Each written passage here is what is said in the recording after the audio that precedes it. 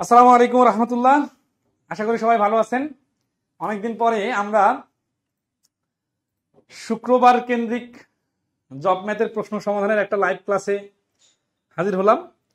আশা করি আপনাদের ভালো রেসপন্স পেলে আমরা এই ধারাবাহিকতাটা কন্টিনিউ রাখবো। তো আমরা আজকে খুব গুরুত্বপূর্ণ একটা জবের পরীক্ষা, বিসিআইসি এর সহকারী প্রশাসনিক কর্মকর্তা। এটা এক্সাম টেকার আইবিএ ছিল। আইবিএ এক্সাম নিলে প্রশ্নগুলা একটু হার্ড হয়। এই হার্ড প্রশ্নগুলোকে আমরা খুব সহজে সমাধান করার বেশ কিছু টেকনিক দেখাই দিব। তো আপনারা শেষ পর্যন্ত ক্লাসটা দেখলে আশা করি অনেক কিছু শিখতে পারবেন। এবং সব থেকে বড় বিষয় যে এইখানে অধিকাংশগুলো নতুন নতুন প্রশ্ন এবং প্রশ্নগুলার গভীরতাটা অনেক ডিপ ছিল। প্রথম প্রশ্ন দেখেন, আমরা চেষ্টা করবো স্মার্টলি সমাধান দেওয়ার, যাতে বেশি কঠিন মনে না হয়। 41 নম্বর প্রশ্ন থেকে শুরু হচ্ছে। গাজীপুর থেকে ময়মনসিংহ 80 কিলোমিটার যাত্রার 4/3 অংশ জামিল 30 কিলোমিটার ঘন্টা গতিবেগে এবং বাকি অংশ 10 কিলোমিটার ঘন্টা গতিবেগে গেলে তার গড় গতিবেগ কত ছিল কিলোমিটার পার ঘন্টা। তো এই ধরনের প্রশ্ন হচ্ছে কি যে টোটাল পথ যেহেতু 80কে দুইটা পার্ট বানাইতে হবে। একটা হচ্ছে 4/3 অংশ, তাহলে অটোমেটিক্যালি আরেকটা হচ্ছে 4/1 অংশ। 80/4 অংশ মানে হচ্ছে 60, তাহলে 80/4 অংশ মানে হচ্ছে 20। এই 60 কিলোমিটার রাস্তা গিয়েছে 30 কিলোমিটার বেগে, সময় লাগছে 2 ঘন্টা। আর এই 20 কিলোমিটার রাস্তা 10 কিলোমিটার বেগে গেছে, সময় লাগছে 2 ঘন্টা। তাহলে এই 2 আর এই 2 মিলে টোটাল সময় লাগলো 4 ঘন্টা। 4 ঘন্টায় কতটুকু গেল? 80 কিলোমিটার গেল। তাহলে গড় গতিবেগ হচ্ছে 20। এইভাবে পুরো সিনারিওটা চোখের সামনে ভাসতে হবে, তাহলে আপনার সময় কম লাগবে। কিন্তু আপনি স্টেপ বাই স্টেপ করতে গেলে হবে, বাট অনেক সময় হয় কি শেষের দিকে আসতে আসতে শুরুর দিকের বিষয়গুলো অনেকে ভুলে যায়, অথবা একটা প্রশ্ন 2-3 বার রিডিং পড়তে হয়। এই কাজটা অ্যাভয়েড করার চেষ্টা করতে হবে, যে একটা প্রশ্ন যেন একবার পড়েই আপনার চোখের সামনে সিনারিওটা ভাসে। এই জন্য যেটা দরকার, আগে থেকে এই লেভেলের প্রশ্ন সমাধান করার অভ্যাস থাকা দরকার আছে। তো আসি আমরা ধাপে ধাপে, কম কথা প্রশ্ন সমাধান বেশি। নিচের কোন সংখ্যাটিকে 148-এর মৌলিক গুণনীয়কগুলোর যোগফল? নিচের কোন সংখ্যাটি 148-এর মৌলিক গুণনীয়ক? মৌলিক আবার গুণনীয়ক। আমরা জানি গুণনীয়ক মানে কি, যে সংখ্যাগুলো দিয়ে 148-কে ভাগ করা যায়। তাহলে 148-কে ভাঙলে আমরা কি পাই? 2 দিয়ে পাচ্ছি আমরা 74, আবার 2 দিয়ে পাচ্ছি 37। 37কে আর ভাগ করা যাচ্ছে না, কারণ মৌলিক বাইর হয়ে গেছে অলরেডি। মৌলিক বাইরে গেলে তো আর ভাগ করা যায় না। তাহলে 37 পাইলাম, আর এখানে 2টা 2 এর মধ্যে থেকে যেহেতু 2 হচ্ছে মৌলিক সংখ্যা, তাহলে 2টা তো নেওয়ার দরকার নেই, একটা নিতে হবে। তাহলে যোগফল চাইছে, তাহলে 37 আর 2 এর যোগফল হচ্ছে 39। তাহলে এই 42 নম্বর প্রশ্ন অ্যান্সার হচ্ছে 39। দেখেন আইবিএ পরীক্ষা নিলে 5টা অপশন দেয় অনেক ক্ষেত্রে। তো এই 5টা অপশন দেওয়ার কারণে কিন্তু একটা জটিলতা তৈরি হয়, আইডিয়া কম কাজ করে। আবার কোনোটি 9 দিলে আবার জটিলতা তৈরি হয়। এই জন্য খুব সিরিয়াস হতে হবে। 43 নম্বর প্রশ্নটা খুব ইন্টারেস্টিং একটা প্রশ্ন ছিল, সূচকের প্রশ্ন। তো এখানে ছিল প্রশ্নটা 3^41 যোগ 3^42 যোগ 3^43। তাহলে আসতেছে কি 3^41 কে আমরা রেখে দিলাম, যোগ 3^42 কে আমরা লিখতে পারি 3^41 গুণন 3^1। তাহলে এই যে পাওয়ার গুলো সেম হয়ে যাবে। তারপরে 3^43 কে আমরা লিখতে পারি 3^41 গুণন 3^² তাহলে 3^41 কে যদি আমরা গুণ কমন নেই, তাহলে 1 যোগ 3 যোগ 9, তাহলে আসতেছে 13 ইন্টু 3^41। ঠিক আছে, আমাদের একটা টাইপিং মিস্টেক ছিল প্রশ্ন তোলার সময়, এখানে প্লাস চিহ্ন হবে। তাহলে এই 43 নম্বর প্রশ্নের অ্যান্সার হচ্ছে গ। ঠিক আছে, আচ্ছা, আশা করি সবাই ক্লিয়ার। 44 নম্বর প্রশ্নটা দেখেন, গতানুগতিক প্রশ্ন। একটা পুকুরের দৈর্ঘ্য প্রস্থ যথাক্রমে 15 মিটার ও 10 মিটার। দৈর্ঘ্য প্রস্থ পুকুরের চারপাশে, তাহলে দেখেন পুকুরের ভেতরে তো আর রাস্তা হয় না, চারপাশে 5 মিটার প্রস্থ একটু রাস্তা, মানে পানির বাইরে, মানে পাড়ের দিকে প্রস্তুত করতে কত টাকা খরচ হবে যদি প্রতি বর্গ মিটারে রাস্তার ব্যয় 120 টাকা হয়? এই ধরনের প্রশ্নগুলো আমরা যদি ক্লাস 8 বা ক্লাস 9 এর সমাধানের স্টাইলে করি, তাহলে ফর্মালিটিস মেনটেন করতে যে রিটেন আকারে অনেক সময় লাগবে। কিন্তু আমরা যদি একটু স্মার্টলি কাজ করি, 15 আর 10 মিলে পুকুরের ক্ষেত্রফল 15×10 = 150। আর পুকুরের পার সহ নিলে দুই পাশে পারটা বাড়বে, এই জন্য দুই পাশে 5-5 করে 25, 10 বেড়ে 15 আর 10 25 হবে। আর প্রস্থের দিকেও 5-5 করে বাড়লে হয়ে যাবে 20। এইটা গুণ করলে পার সহ ক্ষেত্রফল বাইর হবে। এই বড় ক্ষেত্রফল থেকে ছোট ক্ষেত্রফল বাদ দিলে ডাইরেক্ট বাইর হবে কত, 500 থেকে 150 বাদ দিলে 350 হচ্ছে শুধু রাস্তার ক্ষেত্রফল। এখন 120 টাকা হচ্ছে 1 বর্গ মিটারের খরচ, তাহলে টোটাল খরচ হবে 120 দিয়ে ভাগ, শূন্য আর শূন্য নিলে দুইটা শূন্য, 5 12 60 শূন্য, হাতে করে 6, 3 12 36 আর 6 42,000 টাকা খরচ হবে। এখন এইখানে যাদের কনফিউশন আছে যে এখানে কিভাবে আসলো, তাদের জন্য এখন লিখতে হবে রাস্তা বাদে ক্ষেত্রফল সমান সমান 15 গুণন 10 সমান সমান 150, রাস্তা সহ দৈর্ঘ্য যদি নেই তাহলে এই 15 এর সাথে দুই পাশের রাস্তা দুইবার যোগ হবে বা দুইবার গুণ হবে, সমান সমান হচ্ছে 25, আর হচ্ছে এটা দৈর্ঘ্য, আর প্রস্থ হচ্ছে কি, প্রস্থ হচ্ছে 10 এর সাথে যোগ 2 গুণন 5। এইগুলা পরীক্ষার হলে অ্যাপ্লিকেবল না। পরীক্ষার হলে যখন আপনি এমসিকিউ পরীক্ষা দিবেন তখন এই ছোট ছোট কাজগুলো মুখে মুখে করে এইভাবে ডাইরেক্ট লিখবেন, ঠিক আছে? আচ্ছা, এই বন্ধ ক্লিয়ার কিনা একটু কমেন্টে জানাবেন। প্রশ্নগুলো দেখেন কিন্তু লেংদি ছিল, ঠিক আছে? এই যে আমাদের ঐকিক নিয়মের প্রশ্ন, এইগুলা যারা এমডিএস মেথডে করবেন তারা কিন্তু কয়েক সেকেন্ডে উত্তর দিতে পারবেন। সেটা কি বলছে যে 4 ঘন্টায় 4টি বই বাধাই করতে 4 জন কারিগর দরকার হলে 80টি বই 2 ঘন্টায় বাধাই করতে কতজন কারিগর দরকার? ঠিক আছে, তাহলে আসি 4 ঘন্টায় 4টি বই বাধাই করতে 4 জন কারিগর দরকার। তাহলে আমরা জানি কি এমডিএস মেথডে ডাব্লিউটা সবসময় নিচে বসে আর বাকি সবকিছু উপরে বসে, তাহলে 4 গুণন 4 ডিভাইডেড 4টি ইকুয়াল টু 80টি বই 2 ঘন্টায় বাধাই করতে কতজন, কতজনকে আমরা x জন ধরলাম, তাহলে x জন গুণন 2 ঘন্টা, আর এইখানকার টিটাও নিচে বসে, তাহলে এই 4 কাটা, এই 2 দিয়ে এই 80 কে কাটলে 40, আর কাটাকাটি করা যায় না, তার মানে x এর মান 440 160, তাহলে 160 জন লাগবে, যেটা অপশনের মধ্যে এখানে নাই। তাহলে ইও নাম্বার হচ্ছে এই প্রশ্নের অ্যান্সার, ঠিক আছে? আচ্ছা, এই প্রশ্নটার মধ্যে সব থেকে কোয়ালিটি একটা প্রশ্ন ছিল এই 46 নম্বর প্রশ্নটা, ঠিক আছে? এই 46 নম্বর প্রশ্নটা দেখেন, বলতে 3 অঙ্কের সকল ধনাত্মক সংখ্যা থেকে দৈবভাবে একটি সংখ্যা নির্বাচন করলে সংখ্যাটির মধ্যে 7 সংখ্যাটা 1 বা 1-এর অধিকবার পাওয়ার সম্ভাবনা কত? ঠিক আছে, তো এই প্রশ্নটা সম্ভাব্যতার প্রশ্ন, বাট বিষয়টা বোঝার আছে যে 3 অঙ্ক বিশিষ্ট সংখ্যা যখন বলছে তখন 3 অঙ্ক বিশিষ্ট সংখ্যা শুরু হবে 100 থেকে আর শেষ হবে 999 এ। তাহলে দেখেন 100 এর আগে 1 থেকে 99 পর্যন্ত এই 99 সংখ্যাটা বাদ দিলে টোটাল 900টা সংখ্যা আছে এরকম। তাহলে আমরা যে সম্ভাব্যতা বাড়ি করব তখন নিচে হবে 900, এটা হচ্ছে মোট ফলাফল। 3 অঙ্ক বিশিষ্ট সংখ্যা হচ্ছে টোটাল 900টা। এখন আসি উপরের সংখ্যাটা কি, উপরের সংখ্যাটা হচ্ছে 7 1 বা একাধিকবার পাওয়ার সম্ভাবনা। এখন 3 অঙ্ক বিশিষ্ট যখন সংখ্যা হবে তখন 7কে কয়বার পাওয়ার সুযোগ আছে?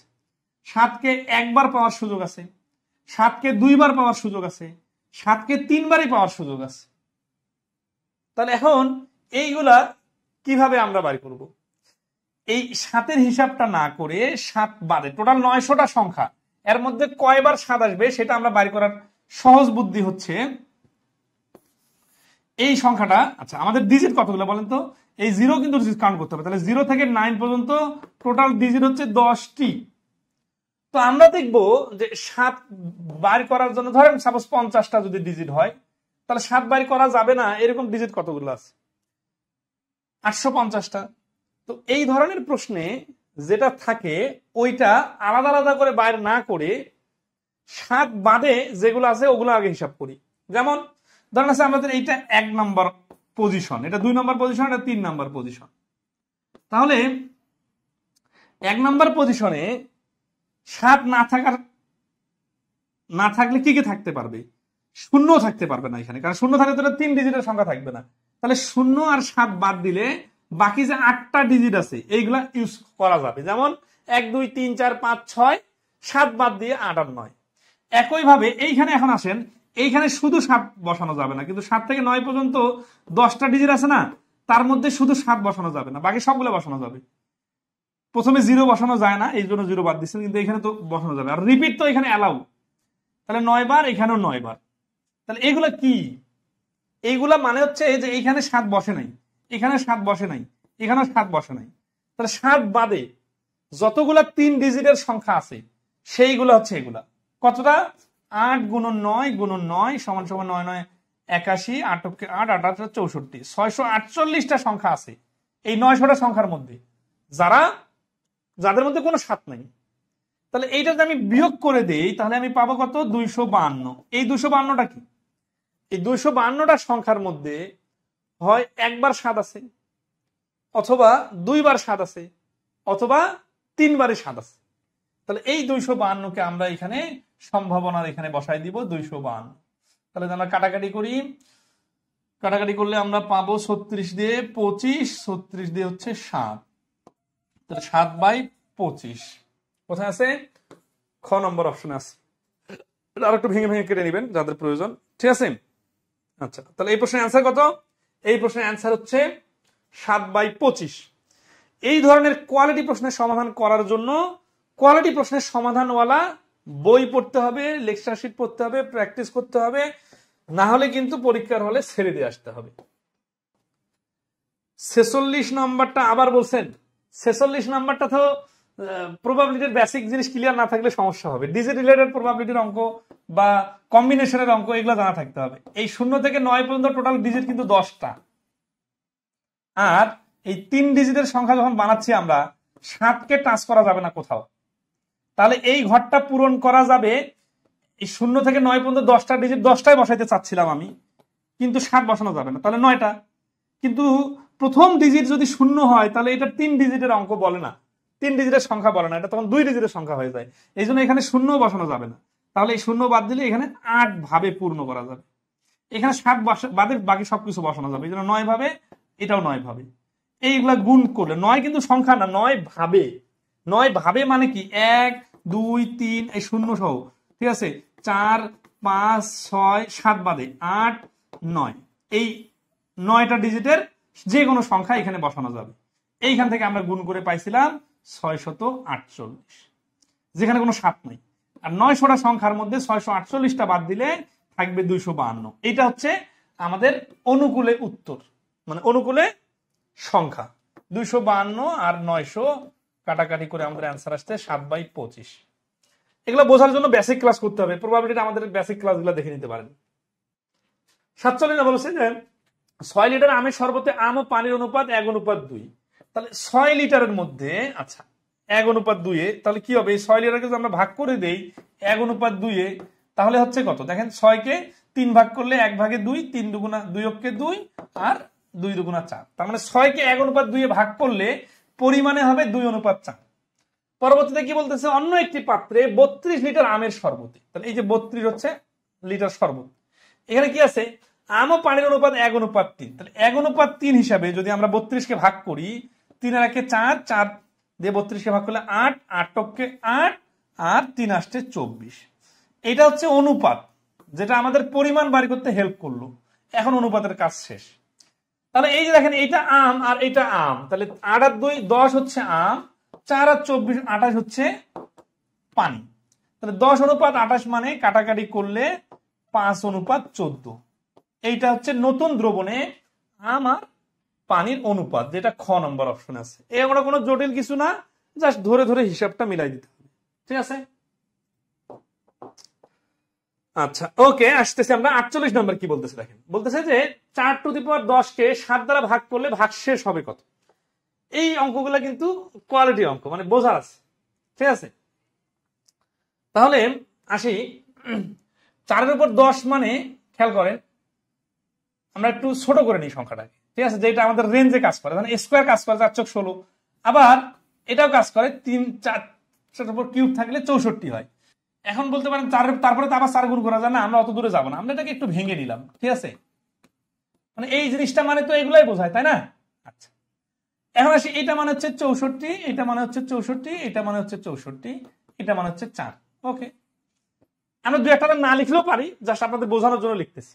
এখন দেখেন তো, এখানে 7 দিয়ে যদি 64কে ভাগ করেন, মনে করেন এদের সবাইকে 7 দিয়ে ভাগ করতে বলছে, ঠিক আছে? তো আপনি 7টা দিয়ে 64কে যদি ভাগ করেন তাহলে কি থাকে? 7 লং 63, 1 থাকে, এখানে 63 1 থাকে, এখানে 63 1 থাকে, আর 4কে তো ভাগ করা যাচ্ছে না, 4কে রেখে দিলাম। তাহলে এই যে ভাগ করার পরে এইটুকু অবশিষ্ট আছে, তাহলে 1 1 1 1 4 গুণ করলে 4, এই ভাগশেষ 4।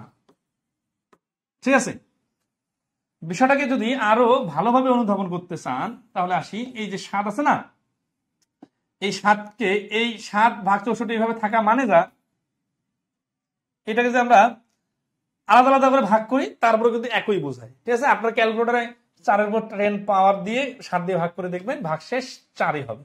এই 64 না নিয়ে আপনি যদি 16 16 করে নিতেন, 16 গুণন 16 গুণন 16 গুণন 16 গুণন 16, তাহলে কি হতো দেখেন, তাহলে 7 দুগুণা 14 থাকতেছে 2 2 2 2 2, এই উপরে 2 গুলা কিন্তু গুণ অবস্থা আছে, 2 গুণন 2 গুণন 2 গুণন 2 গুণন, তাহলে কয়টা 2? 5টা 2, 5টা 2 মানে হচ্ছে 32।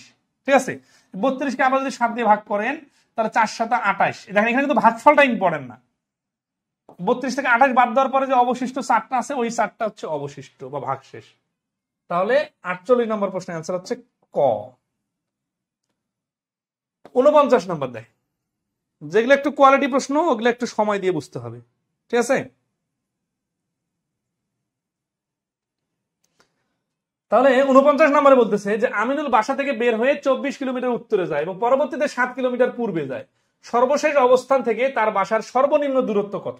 এই ধরনের প্রশ্নে আগে দিকটা ঠিক করে নেবেন। এই উপরের দিকে সবসময় উত্তর রাখবেন, ডান পাশে হচ্ছে পূর্ব, বাম পাশে হচ্ছে পশ্চিম, আর নিচে হচ্ছে দক্ষিণ। এটাও যদি উল্টাপাল্টা লাগে তাহলে মানচিত্র বাইর করে দেখবেন যে সবার উত্তরে তেতুলিয়া, এটা হচ্ছে সবার উপরের দিকে আছে, আর নিচে দক্ষিণ বঙ্গোপসাগর, এটা হচ্ছে দক্ষিণে আছে বঙ্গোপসাগর। এইভাবে মানচিত্র আকারে চিন্তা করবে। আচ্ছা, এখন কি বলছে, আমি বাসা থেকে বেরোয় 24 কিলোমিটার উত্তরে যায়, তার মানে এই যে 24 গেল এটা হচ্ছে উত্তরে, এবং পরবর্তীতে 7 কিলোমিটার পূর্বে যায়। এই উত্তরে যাওয়া অবস্থায় কেউ যদি পূর্বে যায় তার মানে ডানে যাবে 7। সর্বশেষ অবস্থান মানে এই যে এটা হচ্ছে সর্বশেষ অবস্থান, তার বাসার সর্বনিম্ন দূরত্ব কত? এই যে বাসার দূরত্ব এখানে, এটা থেকে দূরত্ব বার করতে গেলে এই যে সরাসরি দূরত্ব বার করতে, তাহলে 24 আর 7 এটা পিথাগোরাসের সূত্র হয়েছে না, তাহলে পিথাগোরাসের সূত্র অনুযায়ী আমরা বাইর করব অতিভুজের মান কত। তাহলে অতিভুজের মান বাইর করতে গেলে 24 স্কোয়ার প্লাস 7 স্কোয়ার এর উপর রুট ওভার দিতে হবে। রুট ওভার যদি কেউ না বুঝেন তাহলে আসেন এসি স্কোয়ার সমান সমান এ স্কোয়ার, শুধু এসি সমান সমান এইভাবে রুট ওভার চলে গেল। 24 এর উপর রুট ওভার মানে 576, আর হচ্ছে 49, তার মানে হচ্ছে 625 এর উপর রুট ওভার, তার মানে হচ্ছে 25। সাধারণত এগুলা মিলাই মিলাই সংখ্যাগুলো দেওয়া থাকে। তাহলে এই প্রশ্নের অ্যান্সার হবে ক 25। এগুলো ক্লিয়ার কিনা একটু কমেন্টে রেসপন্স করবেন। আমরা অনেক ইজি ইজি প্রশ্ন করে এত বেশি ব্যস্ত থাকি যে কোয়ালিটি প্রশ্ন আসলে মাথা গরম হয়ে যায়। এরকম প্রশ্ন কয়েকদিন আগে আমরা একটা প্র্যাকটিস পার্টের সমাধান দিছিলাম, ওইখানে ছিল যে মেশিন ক খ গ একসাথে একটা কাজ 4 ঘন্টায় শেষ করতে পারে। তাহলে ক খ গ 1 ঘন্টায় করে সমান সমান 4 এর 1। কাজের অঙ্ক আসলে 1 ঘন্টায় ফ্র্যাকশন আনতে হয়। মেশিন খ গ একসাথে কাজ করলে কাজটি শেষ করতে 5 ঘন্টা লাগে। তাহলে খ আর গ কাজ করলে 5 এর 1। একই কাজ মেশিন ক এর একা করতে কত সময় লাগবে? তাহলে এই যদি আমরা মাইনাস করি তাহলে শুধু থাকবে ক, 4 এর 1 থেকে 4 এর 5 মাইনাস করলে হয় 20, 5 মাইনাস 4 সমান সমান 20 এর 1। তাহলে ক একা 1 ঘন্টায় করে 20 ভাগের 1 ভাগ, আর 1 অংশ করবে এই ফ্র্যাকশনটা উল্টে যে 20 ঘন্টা। তাহলে 20 ঘন্টা হচ্ছে অ্যান্সার। এটা বোঝার জন্য এইভাবে লিখলাম। আমরা যদি বুঝে যাই তাহলে দেখেন তো ক প্লাস খ গ মিলে একটা কাজ করে, আর ক খ আর গ মিলে একটা কাজ করে। এই 4 ঘন্টা করে, এরা 5 ঘন্টা করে। আমরা যদি এইভাবে 2 জনকে মনে করি যে এখানে 3 জন লোক না, এখানে 2 জন লোক আছে, তাহলে এই যে সূত্র আছে না, এই সূত্র অনুযায়ী অঙ্কটা করলে কয়েক সেকেন্ডে হবে। এই যে 4 5 20 20 অ্যান্সার। এখন যারা টাইম এন্ড ওয়ার্কের এই সূত্রটা জানেন যে 2 জনের আলাদা আলাদা কাজ থেকে একজনের কাজ থাকলে আরেকজনের কাজ বাড়ি করার জন্য উপরে গুণ করতে হয় আর নিচে বড়টা থেকে ছোটটা বিয়োগ করতে হয়, তাহলে কয়েক সেকেন্ডে উত্তর বাইর হবে। ঠিক আছে, 50 নাম্বার ক্লিয়ার কিনা একটু রেসপন্স করবেন। 50 ক্লিয়ার, 5 সেকেন্ডে পারা সম্ভব। 11 নাম্বার কি বলছে, একজন দোকানদার একটা পণ্য 35% ছাড়ে 195 টাকায় বিক্রয় করে। 100% ওয়ালা কোন জিনিসের দাম থেকে 35% ছাড় দিলে ওইটার দাম দাঁড়ায় 65%। 65% এর ভ্যালু হচ্ছে 195। পণ্যটি 25% ছাড়ে বিক্রি করলে 25% ছাড়ে যখন বিক্রি করবে তখন এটার দাম দাঁড়াবে 75%। তাহলে বিক্রয় মূল্য কত হবে? এই যে এখানে 65 আর এখানে হচ্ছে 75, এটার থেকে এটা 3 গুণ, 3 75 225। বুঝে গেলে এই জিনিসগুলো লেখা লাগবে না, মুখে মুখে এই বিয়োগটা করে ফেলতে হবে, ঠিক আছে? তাহলে 225 টাকা হচ্ছে এই প্রশ্নের অ্যান্সার, যেটা কোথাও নাই, এই জন্য এটার অ্যান্সার হচ্ছে ইউ, কোনোটি নয়। দেখেন কোনোটি নয় দিয়ে দিয়ে আপনাদের মাথা কিন্তু গরম করার ব্যবস্থা করছে। আচ্ছা, ওকে, নেক্সট আসি। তারপরে প্রশ্ন 52 নম্বর, বলছে যে একটা 23.3 মিটার দৈর্ঘ্যের তারকে এমন ভাবে দুই ভাগ করা হলো যাতে করে এক অংশ অন্য অংশ অপেক্ষা 9.1 মিটার বড় হয়। বড় অংশের দৈর্ঘ্য কত মিটার? খেয়াল করেন, এই ধরনের দুইটা পার্ট থাকলে একটা হচ্ছে এক্স প্লাস ওয়াই সমান সমান 23.3 আর এক্স মাইনাস ওয়াই সমান সমান 9.1। এই ডাবল সমীকরণটা সাজাবেন তাহলে সুবিধা হবে। এক্ষেত্রে অবশ্যই x is greater than y, মানে এক্স বড়। তাহলে ছোট আর বড় দুইটা পার্ট মিলে হচ্ছে 23.3 আর একটা আরেকটার থেকে 9.1 বড়। আমাদের বাইর করতে বলছে কি বড় অংশের দৈর্ঘ্য কত, তার মানে এক্স এর মান বাইর করতে হবে। তাহলে বিয়োগ করলে 23 আর 9 হচ্ছে 32। 32.4কে 2 দিয়ে ভাগ করলে হবে 16.2। তাহলে 16.2 হচ্ছে এই প্রশ্নের অ্যান্সার। এটার বেসিকটা হচ্ছে কি আমাদের মান নির্ণয় অধ্যায়ের অঙ্কের মতো আর কি। আপনারা মান নির্ণয়ের ক্লাসগুলো আমাদের ইউটিউব থেকে দেখে নিতে পারেন, ঠিক আছে? 53 নম্বর প্রশ্ন বলছে যে নিচের কোনটি 4 অঙ্কের বৃহত্তম সংখ্যা থেকে 7700 সংখ্যা, নিচের কোনটি, কোন সংখ্যাটা, হ্যাঁ এই অপশনের মধ্যে যে সংখ্যাগুলো আছে 4 অঙ্কের বৃহত্তম সংখ্যা যাকে 7700 এর সাথে যোগ করলে যোগফল 22, 25 এবং 32 দ্বারা নিঃশেষে বিভাজ্য হবে।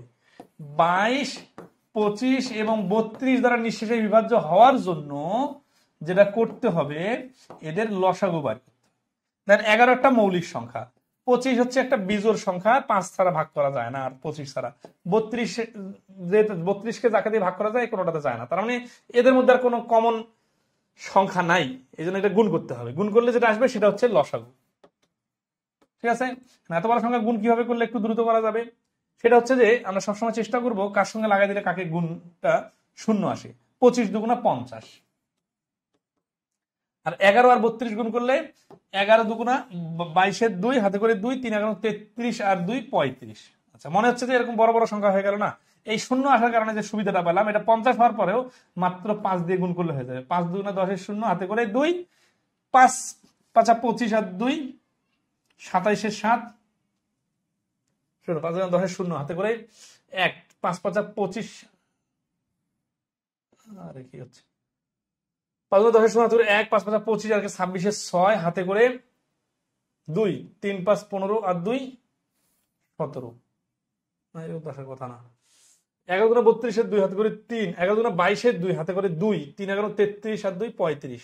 ঠিক আছে ছিল, এই সাথে 32 লেখাটা ভুলেছি, এটা 16 নামানো লাগবে।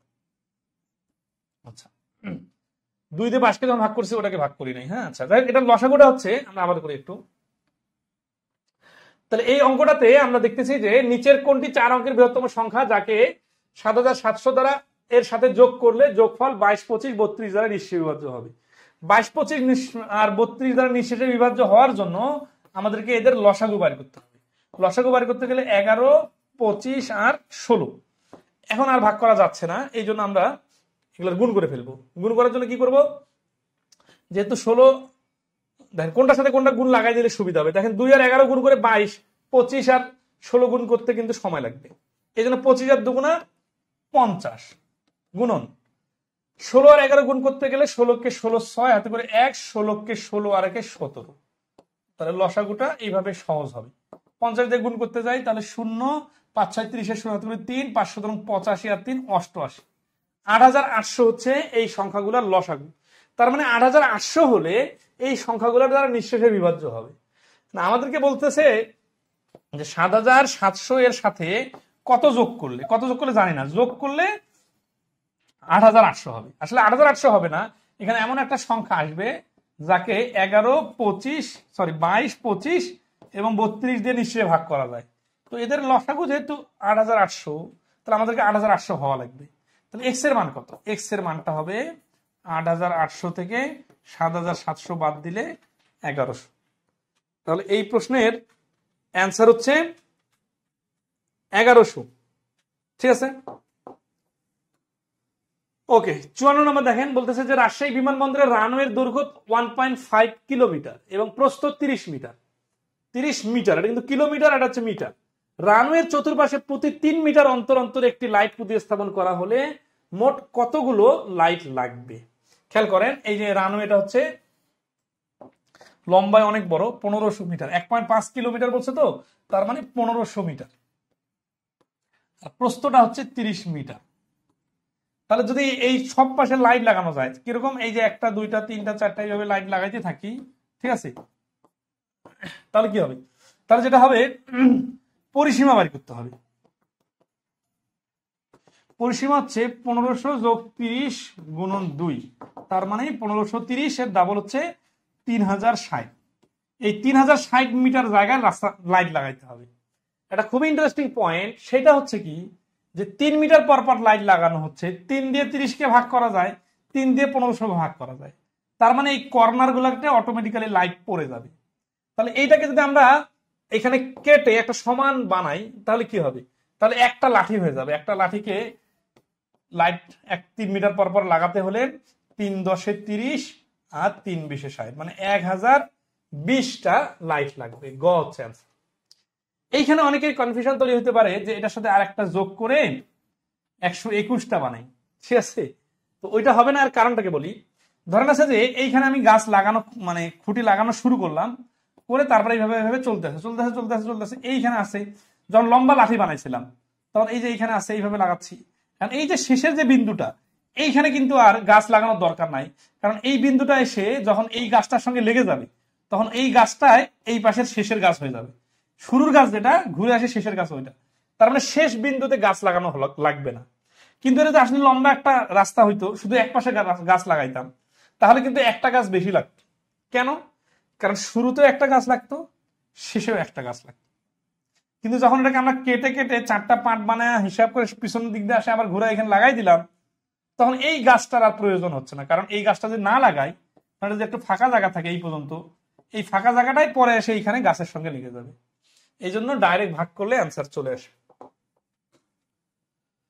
55 বলছে 23 25 27 45 ধারাটির যোগফল কত? এরকম সিম্পল ধারা আসলে দুইটা কাজ করতে হয়, একটা হচ্ছে গড় আর একটা হচ্ছে পদ। এখানে গড় বাড়ি করার সিস্টেম হচ্ছে শেষ পদ আর প্রথম পদ যোগ করে 2 দ্বারা ভাগ। আর পদ হচ্ছে কয়টা, এখানে শেষ পদ আর প্রথম পদের ডিফারেন্স বাইর করে সাধারণ অন্তর যোগ একটা পদ বেশি। ওই যে একটু একটা গাছ যেমন বেশি ছিল, ওই রকম একটা পদ বেশি হয়। তাহলে এখানে 23 যোগ 45 এর যোগফল হচ্ছে 68, 68 কে 2 দ্বারা ভাগ। আর এখানে হচ্ছে 45 থেকে 23 বাদ দিলে হচ্ছে 22, 22 কে হচ্ছে 2 দ্বারা ভাগ যোগ 1। তাহলে এইখান থেকে আমরা পাইতেছি 34, এইখান থেকে পাইতেছি 11 আর 1 12, 4 বারং 48 এর 8 হাতে করে 4, 3 বারং 36 আর 4 মিলে 40, 408। তাহলে 55 নম্বর হচ্ছে ঘ, 408। 56 নম্বরে দেখেন, বলতেছে যে বিমল স্রোতের অনুকূলে নৌকা চালিয়ে 40 মিটার মিনিট বেগে 15 মিনিটে তার গন্তব্যে পৌঁছায়। তাহলে এখানে কিন্তু প্রতি ঘন্টায় না, প্রতি মিনিটে। প্রতি মিনিটে যদি 40 মিটার যায়, তাহলে 15 মিনিটে যাবে 600 মিটার। এখন আর স্রোতের প্রতিকূলে 50 মিনিটে পূর্বের জায়গায় ফিরে আসে। তাহলে এটা হচ্ছে কিন্তু অনুকূলে দূরত্ব, তাহলে প্রতিকূল দূরত্বটাও 600 হবে, কিন্তু প্রতিকূলে সময় লাগছে 50 মিনিট। তাহলে প্রতিকূলে গতিবেগ কত? 12 মিটার পার মিনিট। দেখেন, অনুকূলে গতিবেগটা অনুকূলে দেওয়াই আছে 40 মিটার পার মিনিট, তাহলে অনুকূলে হচ্ছে 40 মিটার পার মিনিট, আর প্রতিকূলে হচ্ছে 12 metre per minute. Metre per minute, মিমি। হ্যাঁ, উত্তর কি চাইছে? উত্তর চাইছে যে স্রোতের গতিবেগ কত। অনুকূলে আর প্রতিকূলে গতিবেগ দেওয়া থাকলে দুইটা বিয়োগ করে 2 দ্বারা ভাগ করলে স্রোতের গতি বাইর হয় 14 মিটার পার মিনিট। 56 নম্বর প্রশ্নের অ্যান্সার হচ্ছে গ, 14 মিটার পার মিনিট। ঠিক আছে, আচ্ছা। নৌকা স্রোতের অঙ্ক ভালো পারলে ওটা পারা যাবে। এটা হচ্ছে সমীকরণের প্রশ্ন। বলছে আলিফ এন্টারপ্রাইজ প্রতি প্যাকেট লাঞ্চ 75 টাকায় বানিয়ে মোট 150টি লাঞ্চ প্যাকেট একটি অফিসে সরবরাহ করে। তাহলে প্রতি প্যাকেটের খরচ হচ্ছে কত? 75 টাকা আর 150টি। ওকে, নেক্সট আসি। যদি 3-2 লাঞ্চ প্যাকেট, তাহলে কোন এই 75-এর 3-2 নাকি 150-টি এর 3-2? 150-টি এর 3-2। 150 টাকা এবং বাকিগুলো 200 টাকায় বিক্রি করে, তবে লাভের পরিমাণ কত হবে? তাহলে লাভের জন্য আমাদের আগে ক্রয় মূল্য আসি। তাহলে ক্রয় মূল্য হচ্ছে 75 টাকা করে 150টা। তাহলে 0, 5 পূর্ণ 75-এর 5 হাতে 7, 7 পূর্ণ 105 আর 7 মিলে হচ্ছে 112। তার মানে 11,250 টাকা হচ্ছে প্রোডাকশন কস্ট। আর বিক্রয় মূল্য, ছোট ছোট কিছু কাজ, এই ফ্র্যাকশনটা দেখেন তো কত সহজ একটা ফ্র্যাকশন, 3-2। তাহলে এটা দিয়ে যে ছোট ফ্র্যাকশনের হিসাবগুলো আসবে, এগুলো দ্রুত মুখোমুখি করে ফেলবো। তাহলে 150টার 3/2 ভাগ মানে হচ্ছে 100টা আর 50টা। এই 100টা বিক্রি করছে 150 টাকা করে, প্লাস বাকি 50টা বিক্রি করছে 200 টাকা করে। তাহলে বিক্রয় মূল্য কত হচ্ছে? এখানে 15,000 টাকা আর এইখানে হচ্ছে 10,000 টাকা, তার মানে হচ্ছে 25,000 টাকা। তাহলে লাভ কত টাকা? তার খরচ হয়েছে 11,250 টাকা। তাহলে 25,000 টাকা থেকে 11,250 টাকা বাদ দিলে থাকে কত? 25,000 থেকে যদি 11,000 বাদ দিয়ে থাকে 14,000। 14,000 থেকে 250 বাদ দিলে 13,750। তাহলে গ হচ্ছে তার অ্যান্সার। তাহলে দেখেন ফ্র্যাকশনের কাজগুলা মুখে মুখে করে ফেললে অঙ্কগুলো দ্রুত উত্তর বাই করা সহজ হবে। আচ্ছা, নেক্সট আসি 58 নম্বর। একটা চৌবাচ্চায় ক নল দ্বারা 24 মিনিটে এবং খ নল দ্বারা 32 মিনিটে পূর্ণ হয়। দুটি নল একত্রে চালু করার কতক্ষণ পরে খ নল বন্ধ করলে? বন্ধ হচ্ছে কে? খ। তাহলে ক কিন্তু শুরু থেকে শেষ পর্যন্ত চালু আছে, যাতে পুরো চৌবাচ্চাটি 18 মিনিটে পূর্ণ হয়। তাহলে এই যে পুরো চৌবাচ্চাটি 18 মিনিট পূর্ণ আছে, তার মানে ক 18 মিনিট চালু ছিল। তাহলে দেখেন ক 18 মিনিটে পূর্ণ করে 24-18, তার মানে হচ্ছে 4/3 ভাগ। তাহলে খ পূর্ণ করে 4/1 ভাগ, এবং খ কে সময় লাগবে কত? 32 দিয়ে গুণ করে দিতে হবে, খ এর পাওয়ার দিয়ে গুণ, সময় লাগবে 8 মিনিট। তার মানে খ 8 মিনিট পর্যন্ত চালু ছিল। তাহলে দুটি নল একত্রে চালু করার কতক্ষণ পর খ নল বন্ধ করলে? এই যে খ ওর ভাগের দায়িত্ব 4/1 ভাগ পূর্ণ করবে 8 মিনিটে। 8 মিনিটে হচ্ছে সে চালু ছিল। তাহলে 18 নম্বর প্রশ্নের অ্যান্সার হচ্ছে ঘ। এখানে টার্নিং পয়েন্ট হচ্ছে 24-এর উপর 18 উঠাই দিতে পারা, কারণ ক 24 মিনিটে পুরোটাই পূর্ণ করে, ও 18 মিনিট চালু ছিল, এই কথাটা ডাইরেক্ট বলা নাই, বলা আছে 18 মিনিটে পূর্ণ হয়েছে। তার মানে শুরু থেকে শেষ পর্যন্ত 18 মিনিট লাগছে। খ তো মাঝখানে বন্ধ হয়ে গেছে, তাহলে শুরু থেকে শেষ পর্যন্ত কে চালু ছিল? ক চালু ছিল। তার মানে ক 18 মিনিট চালু ছিল। এই 18 মিনিটে সে 4/3 ভাগ পূর্ণ করছে, আর বাকি 4/1 ভাগের দায়িত্ব পড়ছিল খ এর উপর। এটা সে 8 মিনিটে পূর্ণ করে বন্ধ হয়ে গেছে। 8 হচ্ছে অ্যান্সার। 59 নম্বরে এখানে বলতেছে 4, 5, 7, 11, 19, 35 ধারাটির পরবর্তী পদ কত? এগুলো আমরা দেখি যে এটার গ্যাপ কত। 4 আর 5 এর গ্যাপ 1, 5 আর 7 এর গ্যাপ কত? 2, 7 আর 11 এর গ্যাপ কত? 4, 11 আর 9, 19 এর গ্যাপ কত? 8, 19 আর 35 এর গ্যাপ কত? 16। তার মানে 1, 2, 4, 8, 16। তাহলে এখানে হবে 32। গ্যাপ 32 হলে 35 আর 32 মিলে হয়ে যাবে 67। তাহলে এই 59 নম্বর প্রশ্নের অ্যান্সার হচ্ছে ক 67। সর্বশেষ প্রশ্ন, সেটা কি? একটি আয়তাকার বক্সের ধারণ ক্ষমতা 12 ঘনফুট, দৈর্ঘ্য প্রস্থ উচ্চতা 2 গুণ করে নতুন একটি বক্স বানালে তার ধারণ ক্ষমতা কত হবে? দৈর্ঘ্য প্রস্থ উচ্চতা যেহেতু আমরা জানি না, সেহেতু আমরা এগুলোর নাম দেই এক্স ওয়াই জেড। তাহলে প্রথমে আয়তন হচ্ছে এক্স ওয়াই জেড, আর যখন সবগুলোকে দ্বিগুণ করতেছি তখন হচ্ছে 2x 2y 2z। দৈর্ঘ্য প্রস্থ উচ্চতা গুণ করলে আয়তন বাইর হয়। তাহলে এটা হচ্ছে কত? 8xy। এইটার থেকে এইটা হচ্ছে 8 গুণ বড়। তার মানে দৈর্ঘ্য প্রস্থ উচ্চতা গুলোকে ডাবল করলে আয়তনটা 8 গুণ বড় হয়ে যায়। তাহলে আগের আয়তন আছে 12, তাহলে নতুন আয়তন হবে 8 × 96। তাহলে এখানে 24, 54, 60, 72 আছে, 96 নাই, তাহলে ইউ হচ্ছে অ্যান্সার। ঠিক আছে? আচ্ছা, তাহলে আজকে এ পর্যন্তই। আমরা এইভাবে কোয়ালিটি ম্যাথের সমাধান দেওয়ার চেষ্টা করব, যদি আপনারা কন্টিনিউয়াস আমাদেরকে একটু সাপোর্ট দেন। ঠিক আছে? আমরা নিয়মিত আমাদের ইউটিউব চ্যানেল খায়রুস ম্যাথে এই ভিডিওগুলো আপলোড দিব। তো যারা যারা আমাদের চ্যানেলটা এখনো সাবস্ক্রাইব করেন নাই, তারা অবশ্যই আমাদের ইউটিউব চ্যানেলটাকে সাবস্ক্রাইব করে নেবেন নিয়মিত ভিডিও পাওয়ার জন্য।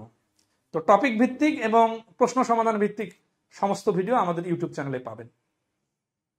ভালো থাকবেন, ধন্যবাদ।